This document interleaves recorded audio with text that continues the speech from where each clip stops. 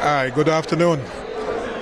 I am Michael Bent. I'm the Regional Director for the Southern Regional Health Authority in Jamaica. The Southern Regional Health Authority is a statutory body that manages public health services in the parishes of Clarendon, Manchester and St. Elizabeth. In this region we have 6 hospitals with a bed complement of 600.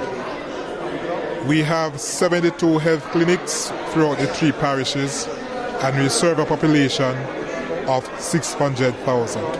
So I am Gillian Mason Quarry. I'm the Director of Nursing Services at Noel Holmes Hospital in Lucy.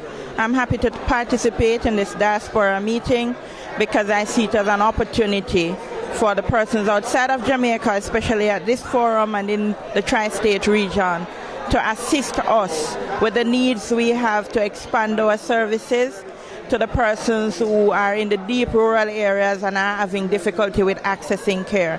Presently, Noel Holmes Hospital, we are opening an operating theatre in our maternity unit, and we would like assistance with equipment. The tower, laparoscopic tower that we are using now is actually the personal belongings of our SMO, who he has been using these equipment to provide services to public patients free of cost.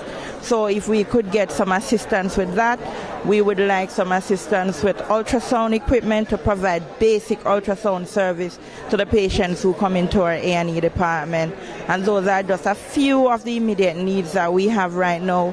We will take all the services we can get because we have persons in deep rural communities from poor background who are really in need of help. And we thank you for what you have been doing. You have been doing a great job, and we look forward to further partnership. I'm Mabel Lewis from Clarendon. I'm with the Jamaica Nurses Group of New York and the Diaspora of Jamaica. I'm currently facilitating the students at the University of the West Indies so that they have whatever they need to concentrate, like books. I have 2 barrels of books at home they needed to concentrate on, so they're in work so that they can, pay fees and other things like accommodation or anything like that. Beautiful. Professor Howard Spencer, retired cardiothoracic surgeon. I deliver heart surgery and thoracic surgery in Jamaica since 1975, and I retired in 2008. The challenges of providing open heart surgery over the years has been a significant one. We have had to, because of limited resources, depend on donation of resources, especially by our friends in the diaspora. I think the event was a successful one. From the tour of Montefiore Hospital in the Bronx, I think the doctors that came from Jamaica, along with the administrative workers, I think they learned a lot. They learned about the EPIC system, which could be implemented in Jamaica if they should be available with the money to help and lift that system. I think it would be a good one for Jamaica. It would minimize the waiting time. And I think as administrators, we're looking at the fact that they could get a generic program which is cheaper, and Jamaica could afford that. And for the tour of the hospital, they realized that here is more equipped and all that. Well, Jamaica is third world, so that was expected. But with us uniting together as a nation, we could build Jamaica like that. And the forum allowed for networking and allowed for the persons here to realize that Jamaica really needs help. And I like the fact that there's a lot of NGOs out there that is actually looking forward to helping Jamaica and helping those back home, which is my homeland, because I'm from St. Mary. And to be honest, the healthcare there, I don't think, well, it is not up to par, right?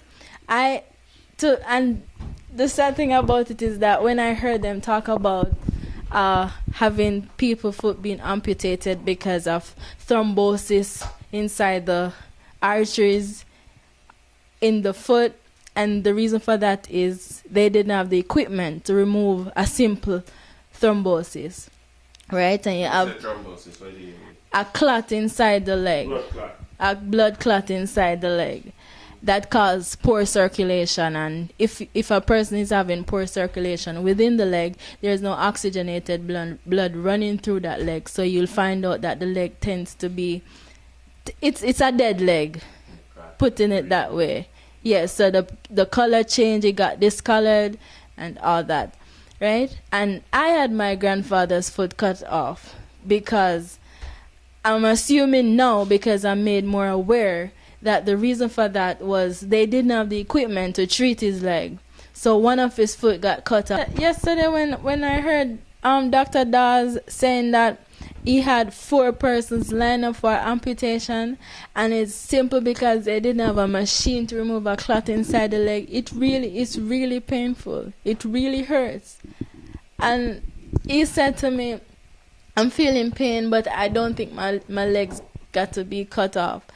And my grandfather, because I spoke with him before his leg got amputated, he's not diabetic. He's healthy. He's a healthy man. So there and then, I realized that maybe it's a clot inside the leg that causing for the poor circulation, because his leg color changed because they sent me a picture and it looked dead. It looked scaly.